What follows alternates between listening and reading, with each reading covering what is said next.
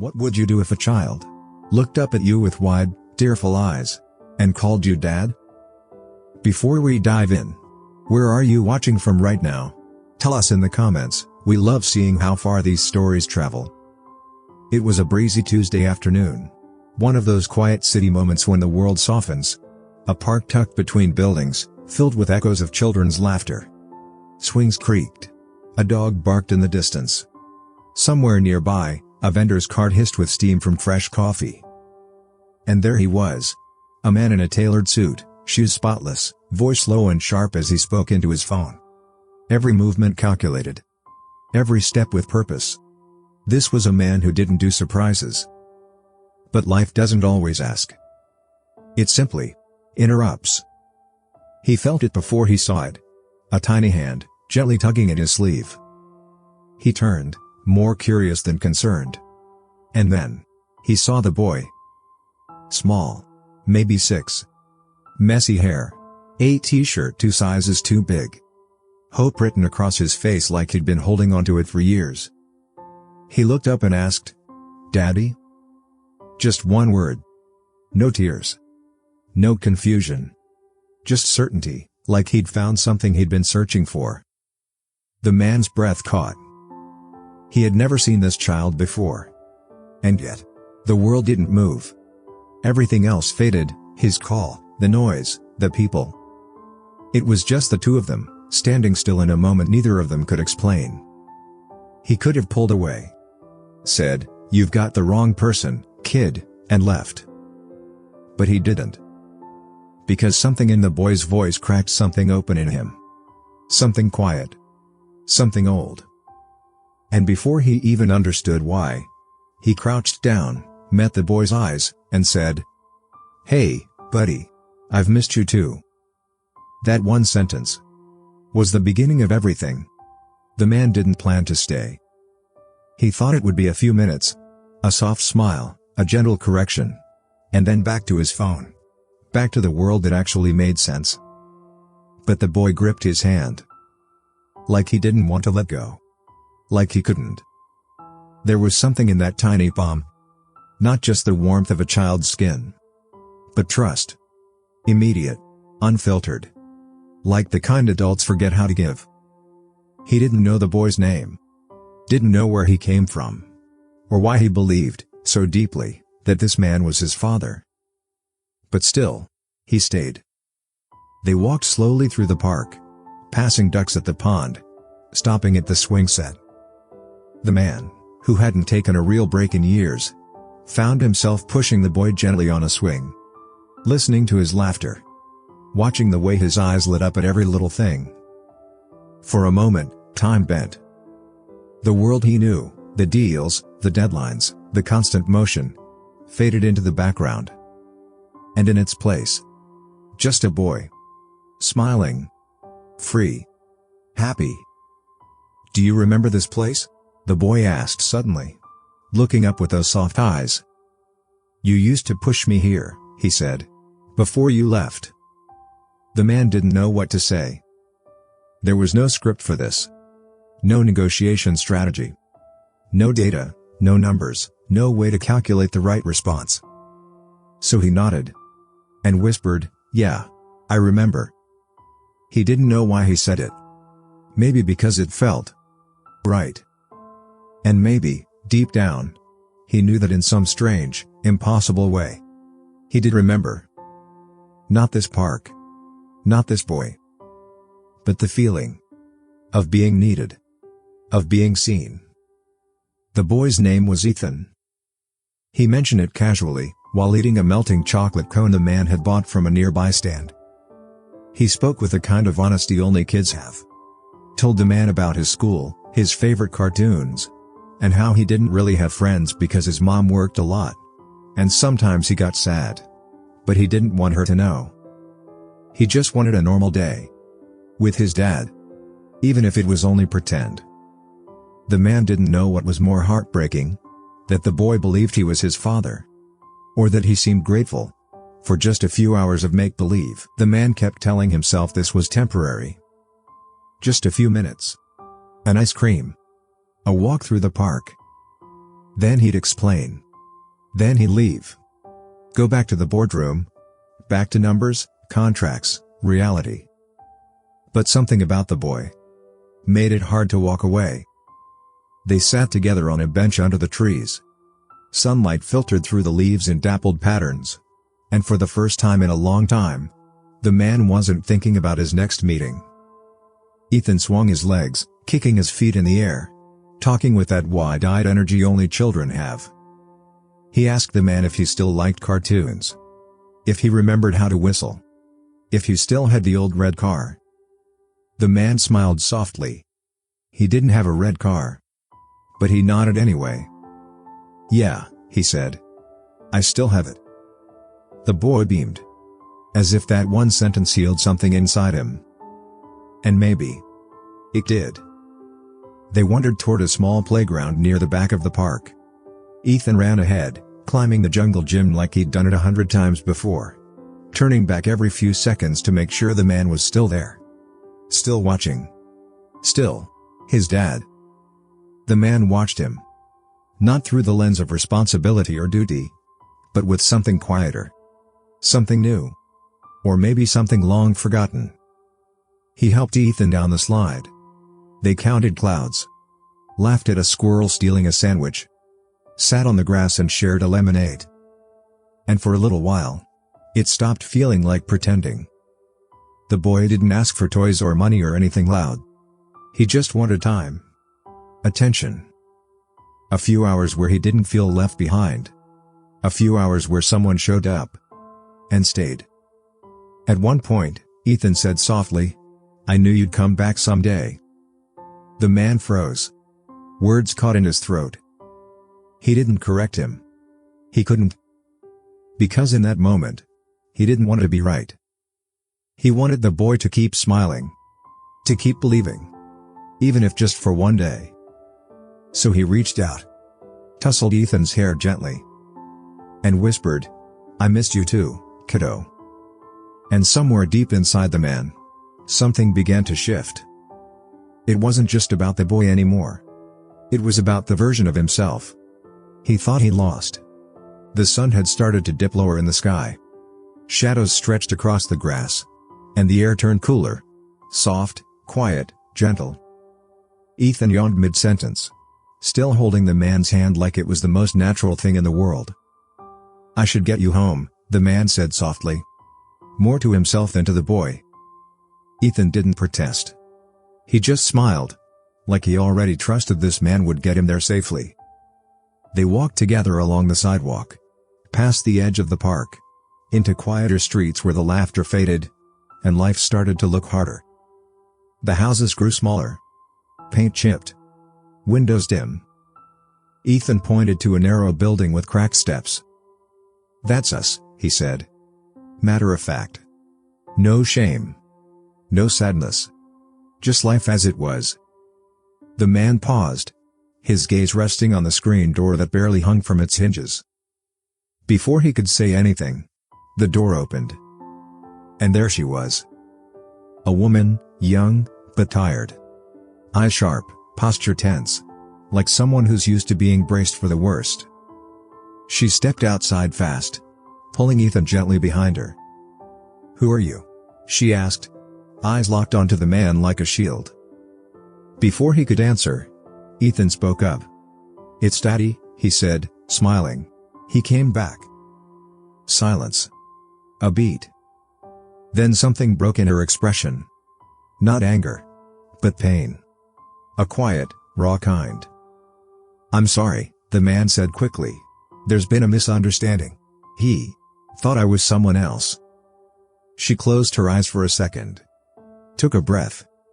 Not surprised. Just tired. He does that, she said quietly. Sometimes at school. Sometimes in the store. He misses him. A lot. She turned to Ethan. Kneeling down beside him. Tucking a piece of hair behind his ear. Baby, she whispered. We talked about this, remember? About how Daddy might not come back? Ethan's smile faded. His shoulders sank. I know, he mumbled. But he looked just like him. The man stood there, Still. Useless. Because what do you say to a child who only wanted to believe? And a mother who's had to carry everything alone? I didn't mean to confuse him, he said quietly. I was just caught off guard. And then I didn't know how to walk away. She nodded slowly. Didn't blame him. Didn't thank him either. Just looked tired. I work nights, she said. Sometimes doubles. I do my best, but he gets lonely. Then, more to herself than to him. I wish I could give him more. The man didn't respond. He couldn't. Because how do you answer that? A moment passed. Then another. I should go, he said at last. But as he turned to leave, Ethan called out softly, wait. The man looked back. And Ethan, eyes full of something too big for a boy his size, whispered, can you maybe stay for just one more story? Just tonight? His mother looked up, surprised. But she didn't say no. And for reasons he still didn't understand, the man nodded. He stepped inside. Just for a moment. Just for a story. But that small step was the beginning of something far bigger. The apartment was small. 2 rooms, maybe 3. The kind of place that creaks when you walk and holds the smell of warm dinners and long nights. It wasn't much, but it was home. The man stepped inside cautiously, like he didn't want to take up space. Like he wasn't sure he belonged there at all. Ethan ran ahead, digging through a basket of books beside the couch. Excited. Unbothered. Hopeful. His mother stayed behind, quietly folding a dish towel at the sink. Her back to him. Her shoulders heavy. You don't have to stay, she said softly. Not cold. Not angry. Just tired. I know, he replied. But I want to. She glanced over, eyebrows raised. Curious. Maybe a little skeptical. But she didn't stop him. So he sat on the edge of the worn-out couch, as Ethan curled up beside him with a picture book. The boy leaned his head on the man's arm like he'd done it 100 times before. Like it was the most natural thing in the world. And while he read, stumbling a little over the silly voices, getting some of the words wrong on purpose, she watched. From the kitchen. Silent. Still. Later that night, after Ethan had fallen asleep, one hand clutching the man's jacket like a blanket, she spoke. Her voice low. Raw. Honest. I didn't plan for any of this, she said. Not the kid. Not being left. Not having to hold everything together with 2 hands and no help. She stared at the chipped edge of the table, as if the words were carved into it. I was 19 when I had him. Dropped out of school. His father promised he'd be there. He was there just long enough to leave a name on a birth certificate. She paused. Swallowed hard. Sometimes I think I should have made better choices. Maybe then my son wouldn't be waiting at park benches, looking for men in suits, hoping they're his dad. The room went quiet. The kind of quiet that hurts. The man didn't try to comfort her with clichés. Didn't tell her she was strong or brave, though she was. He just listened. Because sometimes, being hurt is more healing than being fixed. He's a good kid, she added, voice softer now. Funny. Kind. Too smart for his own good. She looked up at the man for the first time in a while. I think he just needs someone to show up. And mean it. The man didn't say a word. But something in his face shifted. The sharp lines softened. The mask slipped, just a little. Because now he wasn't just thinking about Ethan. He was thinking about himself. About how many times he had wished someone would show up for him. Not with gifts. Not with promises. Just presence. He sat there long after she went to bed. Watching the boy sleep. Listening to the hum of the old fridge. And somewhere between the silence and the stillness, he realized. Maybe pretending wasn't enough anymore. The next morning came quietly. No alarms. No early calls. Just sunlight slipping through worn curtains. and the soft sound of a child breathing, still curled up in sleep. The man sat in the same spot on the couch, barely having moved. A jacket draped over his shoulders, Ethan's small hand still resting on his sleeve. He could have left in the night. Should have, maybe. But something kept him there. Something he couldn't name. Not yet. When Ethan woke, his smile was instant. That sleepy, innocent kind that says everything's okay now. And for a moment, it was. Later, as the man stepped back into the chaos of his real world, the traffic, the meetings, the emails piling up, it all felt louder than before. Sharper. Colder. He sat in his office, walls made of glass, but somehow everything still felt closed in. The numbers didn't excite him. The voices blurred together. And his reflection in the polished surface of the desk looked a little unfamiliar. He was different. And he knew it. Because now, in between the graphs and the deals, he was seeing flashbacks. Ethan's laughter. Sticky fingers from melted ice cream. The way he called him dad like it was the most natural thing in the world. And her voice. That quiet strength behind tired eyes. He thought it would wear off. That it was just a moment. A passing feeling. But days passed. And it didn't. He found himself walking to the park again. No plan. No phone call. Just a need. A need to see them. To know they were okay. When he arrived, Ethan saw him first. Sitting on the same bench from that first afternoon. The boy lit up. Ran like his legs couldn't move fast enough. You came back. 3 little words. So casual. So heavy. The man smiled. I told you I missed you, didn't I? They didn't go anywhere fancy. Just walked. Talked. Shared a sandwich. And when they returned to the apartment, she opened the door slower this time. Not suspicious. Not surprised. Just watching. I didn't think I'd see you again, she said. I didn't either, he replied honestly. There was no promise in his voice. No grand declarations. But something in his presence felt steady. Real. Because for the first time in years, he wasn't chasing profit. He wasn't racing toward the next win. He was choosing to show up. Just to be there. And in that simple act, in that one small glimpse of change, everything began to shift. It didn't happen all at once. There was no dramatic moment, no single decision. Just small things. Little shifts. Like how he started showing up on Saturdays. Sometimes with snacks. Sometimes with nothing but time.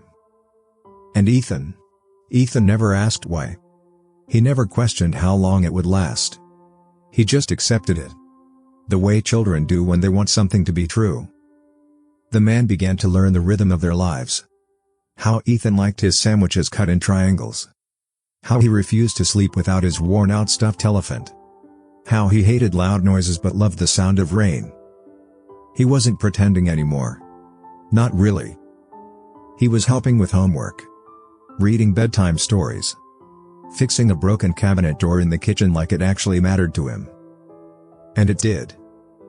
She watched it happen quietly. From behind half-drawn curtains. From across the room while folding laundry. At first, she didn't know what to think. Was he playing some kind of long game? Filling a gap in his own life with someone else's need?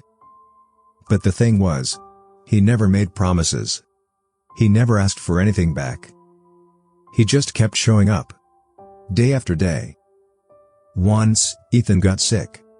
Nothing serious, just a fever, a cough. But the man was there before she even called. He brought soup. Held a cold cloth to Ethan's forehead. Stayed up most of the night, just sitting beside the bed. She stood at the door and watched him. This man who had once been a stranger in a park. Now tucking the covers around her son. Like he'd done it for years. She realized something that night. He wasn't replacing anyone. He wasn't pretending anymore. He was becoming something else entirely. Not perfect. Not a savior. Just present. One evening, after dinner, Ethan climbed into his lap without a word, rested his head on the man's chest, and in the softest voice, asked, "Are you gonna stay this time?" The man didn't answer right away. He looked at the boy, really looked at him, then at her. And for the first time, he let his walls fall, just a little. "I'm trying," he said. "I really am." It wasn't a yes. But it wasn't a goodbye. And for Ethan, for her, and maybe even for him, that was enough. Because love doesn't always come with fireworks. Sometimes, it just shows up. Quietly. Consistently. And stays, for a while. Everything felt like it might actually work. He found a rhythm. Work during the day. Dinner with them in the evening. A bedtime story. A soft good night, Dad. Even if the words still felt unfamiliar. Even if part of him still wasn't sure he deserved it. But life doesn't stay quiet for long. Especially not his. The board had been watching. Whispers in the office. Raised eyebrows in meetings. He was distracted. Late to calls. Turning down travel. Saying no to deals that would have made headlines. Then came the confrontation. Behind closed glass doors. Suits lined up like a firing squad. "You're slipping," one of them said. "You're not the same man we hired." And he wasn't. The man they hired didn't care about missing dinners. Didn't know how to fold a paper airplane. Didn't have a drawing of a stick figure family hanging inside his office drawer. They showed him numbers. Margins. The cost of distraction. "You're getting too involved," another warned. "You need to walk away before this turns into a problem." They didn't mean the business. They meant the boy. The woman. The life he was starting to build that didn't fit neatly inside a portfolio. That night, he sat in his car outside their apartment. Engine running. Hands still on the wheel. He could see the light in the window. A soft glow, warm and waiting. He didn't go in. Not yet. Because he knew the decision waiting on the other side of that door. He could protect what he built. His reputation. His career. Everything he'd spent years chasing. Or, he could choose something messier. Something fragile. Real. Inside, Ethan was waiting. Dressed in a superhero cape. Holding a crumpled school flyer in his hands. "They're doing a play," he had told him earlier that week. "I'm the tree." As if that was the most important role in the world. And maybe it was. The man had promised he'd be there. Front row. Cheering louder than anyone. But now he wasn't sure if he'd be allowed to show up at all. He sat there for a long time. Thinking. Replaying every moment. Every laugh. Every look in Ethan's eyes. And slowly, he reached for the flyer. Smoothed the creases. Took a breath. Some things are worth breaking for. He didn't sleep that night. Just lay there in the dark. Staring at the ceiling. Feeling the weight of two lives pulling him in opposite directions. One, clean, structured, predictable. Boardrooms, briefcases, bulletproof plans. The other, chaotic, warm, uncertain. Finger paint on the walls. Whispers of Dad in the dark. An old apartment that somehow started to feel like home. And between those two lives, a little boy who still believed in him. The next morning came with no fanfare. Just quiet. Just choice. He showed up to the office. Wearing the same tailored suit. But something in his face had changed. Softer. Stronger. He walked past the boardroom without stopping. Past the murmurs. Past the stares. Straight to his office. And began to pack. No one said a word. No one had to. They could see it. This wasn't a resignation. This was a man. Choosing something else. Something they didn't understand. He left the building without looking back. No farewell speech. No dramatic exit. Just one quiet decision. I'm done pretending. This is who I want to be now. That afternoon, the school auditorium buzzed with soft chatter. Parents shuffling in. Camera phones at the ready. Ethan stood behind the red curtain, fidgeting with the edge of his tree costume, eyes scanning the crowd. Then, he saw him. There. Front row. No phone. No distraction. Just him. Present. Smiling. Ethan's face lit up. A silent little fist pump of joy. And suddenly, he wasn't just playing a tree. He was rooted. Grounded. Seen. After the play, the man knelt down. Held Ethan tight. "You kept your promise," the boy whispered. And for the first time, the man whispered back, "I always will." No suits. No contracts. No safety nets. Just a man. A child. And a choice. Because sometimes the bravest thing you can do is walk away from everything you thought mattered and step into what actually does. There was no sudden transformation. No fairy tale ending. No cinematic music swelling as the credits rolled. Just life. Beginning again. A little softer this time. A little fuller. The man didn't have all the answers. He still burned the toast. Still forgot where the dish soap went. Still panicked the first time Ethan scraped his knee and cried like the world was ending. But he was there. Learning. Trying. Staying. The apartment, that once felt like someone else's space, slowly started to carry pieces of him too. A second toothbrush in the cup. Shoes left by the door. A tie draped carelessly over the couch. Not because he was careless, but because he finally had somewhere to come home to. And her. She didn't rush it. No declarations. No forevers. Just a quiet trust. Growing in small ways. The way she let him walk Ethan to school. The way her hand would linger on his arm a little longer when she passed by. The way she smiled when she saw him reading bedtime stories he used to struggle through. And Ethan, he bloomed. Not just because someone was around to tie his shoes or pack his lunch, but because he felt safe. Chosen. Loved. One Sunday morning, the three of them sat at the kitchen table, laughing over pancakes that were more burnt than cooked. Ethan smeared syrup across his cheek and looked up, eyes shining, mouth full, and said, "This is the best family ever." The man looked at her. She looked back. And in that unspoken glance, was everything. It wasn't perfect. It wasn't planned. But it was real. It was theirs. A family born not from blood, but from choice. From presence. From the simple, extraordinary act of showing up when it matters most. So no, he wasn't pretending anymore. He was exactly who that little boy believed he could be. A father. A partner. A home. And that changed everything. Sometimes, the most unexpected moments become the turning point in someone's life. A stranger in the park. A tug on the sleeve. A question whispered through tears. "Can you pretend to be my dad? Just for one day?" And somehow, one day turned into forever. It's a reminder, family isn't always about DNA. Sometimes, it's about who chooses to stay. Who shows up. Who loves. Fully, even when they didn't plan to. Now, they eat dinner together. They laugh over burnt pancakes. They fall asleep on the couch. Her head resting on his shoulder. Ethan curled up between them. Safe, loved, home. It's not perfect.